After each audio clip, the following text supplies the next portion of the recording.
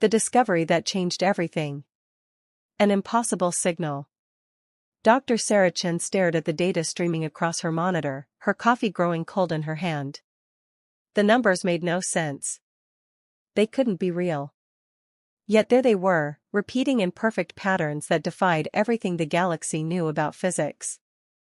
This is impossible, she whispered to herself in the dimly lit research station orbiting a dead star. The Galactic Council had assigned her this remote posting as punishment for being human. They called it resource efficiency, but Sarah knew the truth. Humans were tolerated in the galaxy, nothing more. Primitive newcomers who had stumbled into faster-than-light travel by accident, according to the elder species. The signal pulsed again. Mathematical. Deliberate. Structured. It came from the void zone, a region of space so dangerous that every civilization in the galaxy had declared it off-limits for 10,000 years. Sensors didn't work properly there. Ships vanished. Even light behaved strangely, bending in ways that violated physics. Sarah's fingers flew across her keyboard, running analysis after analysis. Each one confirmed what she already knew. The signal was artificial. Someone or something was out there, broadcasting from inside the void zone. And they were using mathematics that shouldn't exist. The Council's dismissal. Absolutely not, Council Administrator Vexthor announced, his four eyes blinking in different patterns to show his irritation. The holographic projection made him appear even more imposing than usual. The human is mistaken. There is nothing in the void zone. There has never been anything in the void zone. Sarah stood her ground in the communication chamber, even though her hands trembled slightly. Administrator, the data is clear. The signal uses prime number sequences that we've never encountered. It's sophisticated, deliberate, and it's repeating every 47 minutes. Humans, Vexthor sighed with all three of his mouths. You see patterns where none exist. It is your nature. Primitive brains seeking meaning in random noise. This isn't random noise, Sarah insisted. Look at the mathematical structure. Enough. The administrator's voice boomed through the chamber. The void zone has been studied by civilizations millions of years older than yours. If there was something there, we would have found it. You will cease this investigation immediately and return to your assigned duties. The hologram flickered off, leaving Sarah alone in the chamber. She looked down at her tablet, at the data that practically screamed intelligence and purpose. The Council was wrong. She knew they were wrong. But more importantly, she knew what humans did when told something was impossible. They did it anyway. Preparation in secret. Over the next 3 weeks, Sarah worked in secret. She used her limited security clearance to access old exploration records, most of them thousands of years old. The pattern was clear. Every species that had sent ships into the void zone had lost them. The Krell Empire lost 17 vessels. The Photari Collective lost 9. Even the ancient eldest ones had lost 3 ships before declaring the region forbidden. But Sarah noticed something the Council had missed. The human brain, it turned out, was very good at spotting patterns that logical, mathematical alien minds overlooked. Every lost ship had been heavily armed, large, and operated by crews following rigid protocols. Humans, Sarah thought with a slight smile, were none of those things. She began gathering supplies. A small scout ship, barely larger than a cargo shuttle. Emergency rations for 2 months. Her personal research equipment. And most importantly, she downloaded every piece of data about the void zone that she could access, even the classified reports she technically wasn't authorized to view. Going somewhere? A voice asked from behind her. Sarah spun around to find Marcus Webb, another human researcher, leaning against the doorframe of the supply bay. He was one of only 5 humans on the station, assigned to waste management because the Council believed that was appropriate work for primitive species. Marcus, Don't bother lying, he said with a grin. I've been monitoring your data requests. You found something, didn't you? Something the Council doesn't want to admit exists. Sarah hesitated, then nodded. There's a signal coming from the void zone. Intelligent. Mathematical. And the council refuses to even look at it. Marcus walked over and picked up one of the supply crates she'd been loading. Then I guess you're going to need a co-pilot. Someone's got to keep you from doing something stupid like dying out there alone. This could destroy both our careers, Sarah warned. What careers? Marcus laughed. They have me cleaning waste processors, Sarah. If I'm going to get fired, might as well be for something interesting. Into the void. The scout ship's name was Persistence, which Sarah thought was appropriately human. It had minimal weapons, basic shields, and engines that were reliable rather than fast. The perfect vessel for not being noticed as it slipped away from the research station. They crossed into the void zone 6 hours later. Immediately, every sensor went haywire. The navigation system couldn't determine their position.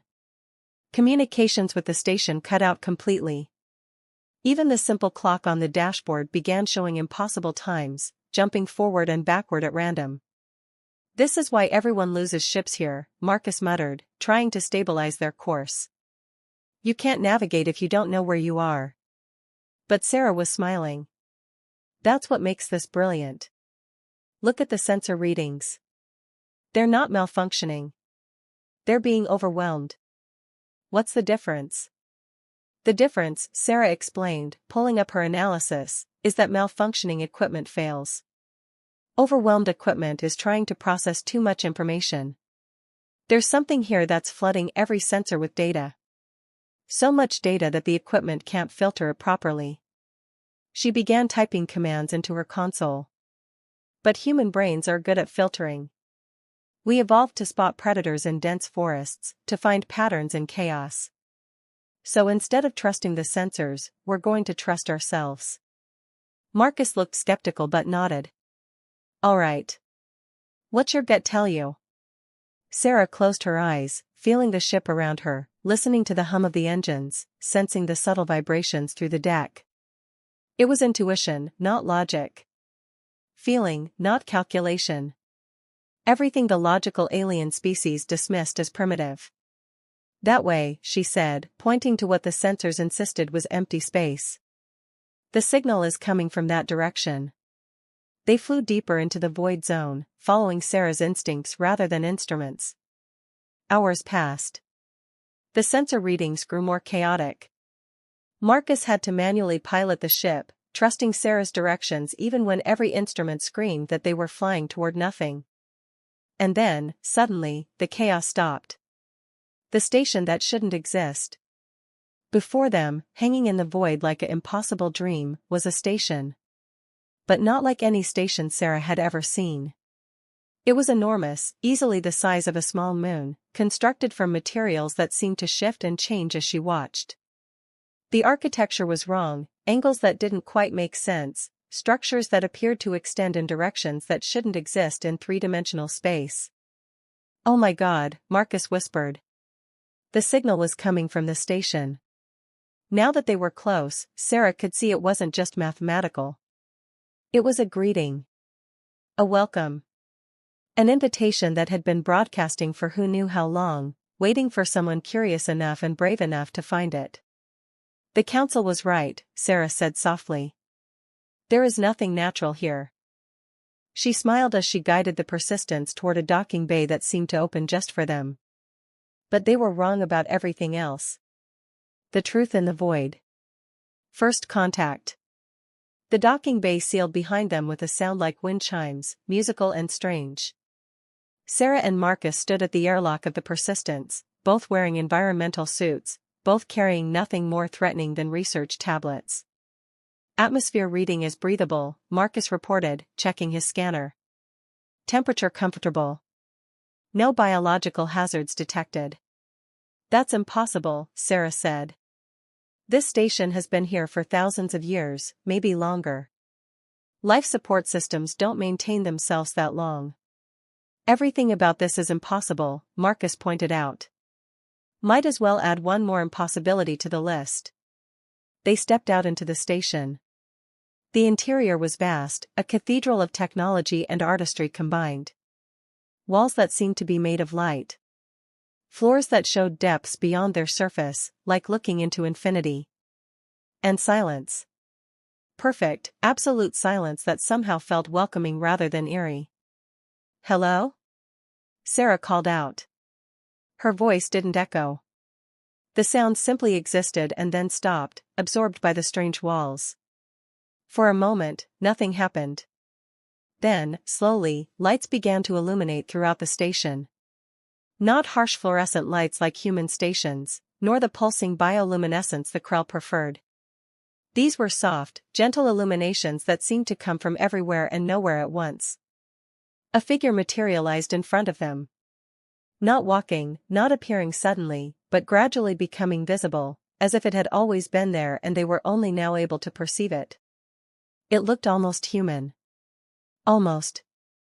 The proportions were slightly wrong, the features too perfect, the eyes too knowing. It smiled at them with genuine warmth. "Welcome," it said in perfect English. "We have been waiting so very long for someone to find us." The story of the exiles. The being called itself Keeper, though it admitted that was a translation and not quite accurate. It led them deeper into the station, through corridors that seemed to adapt to their presence, showing them wonders that made Sarah's scientific mind reel. "Your species sent ships here," Sarah said as they walked.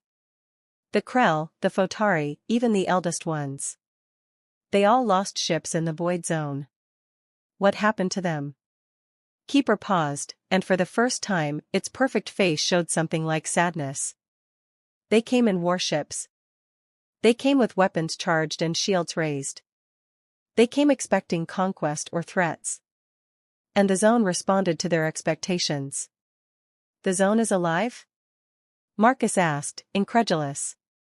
"Not alive," Keeper corrected. "But reactive. This region of space was altered, long ago, by my people. We changed the fundamental rules here. Made it respond to intention, to expectation, to consciousness itself." Sarah's mind raced. "That's why the sensors don't work. They expect to measure reality, so reality gives them infinite possibilities to measure. But a human mind, expecting to find something, can navigate because your species trusts intuition over instrumentation," Keeper finished. "Yes. That is precisely why you succeeded where others failed. The logical, mathematical minds could not accept a space where reality is flexible. But humans, your minds evolved to handle ambiguity and paradox." Keeper brought them to a vast chamber. The walls showed images, histories of civilizations Sarah had never heard of. Beings of pure energy. Creatures that existed in 4 dimensions.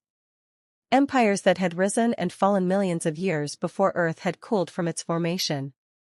"We were called the architects," Keeper explained. "We built wonders throughout the galaxy. We shaped worlds and engineered stars. We believed we had achieved perfection." The images shifted, showing something darker. Civilizations destroyed. Worlds rendered lifeless. All by the same people who had built them. But perfection became tyranny, Keeper continued quietly. "We decided that the galaxy should be shaped according to our vision. Other species were problematic, inefficient, illogical. So we began to eliminate them or force them to conform." Sarah felt a chill run down her spine. "What stopped you?" "We did," Keeper said simply. "Not all of us agreed with what we had become. A faction of architects rebelled. We fought a war that nearly destroyed the galaxy. In the end, the rebels won, but at terrible cost. Almost all of the architects died in the conflict." "And the survivors?" Marcus asked. "The survivors split into 2 groups. Most chose to leave the galaxy entirely, seeking redemption in exile. But a few of us remained, creating this place. The Void Zone is both prison and sanctuary. We stay here, hidden, using our technology to monitor the younger species, ensuring that no one else repeats our mistakes." The real test. "But why contact us now?" Sarah asked. "Why send a signal after all this time?" Keeper looked at her with those 2 knowing eyes. Because the galaxy is making the same mistakes we did. The Galactic Council. The elder species. They believe they have achieved perfection. They have created rigid hierarchies, ranked species by technological advancement, and dismissed those they consider primitive. You mean humans, Marcus said flatly. Among others, yes. Keeper gestured, and the walls showed images of dozens of species. Small civilizations, young and struggling. All dismissed by the Council as insignificant. The pattern is emerging again. The belief that some are superior to others. The certainty that there is only one correct way to evolve and develop. Sarah began to understand. You sent the signal to test us. To see if any species would be curious enough to investigate, brave enough to enter the void zone, and flexible enough to actually find you. Precisely, Keeper confirmed. We have sent this signal for 3,000 years. Every elder species dismissed it as impossible or ignored it entirely. Smaller species lacked the technology to detect it. But humans, young and supposedly primitive humans, you found it within months of us activating a new frequency. The Keeper walked to a console that materialized from the floor. Your species is unique, Dr. Chen, Mr. Webb. You combine curiosity with stubbornness.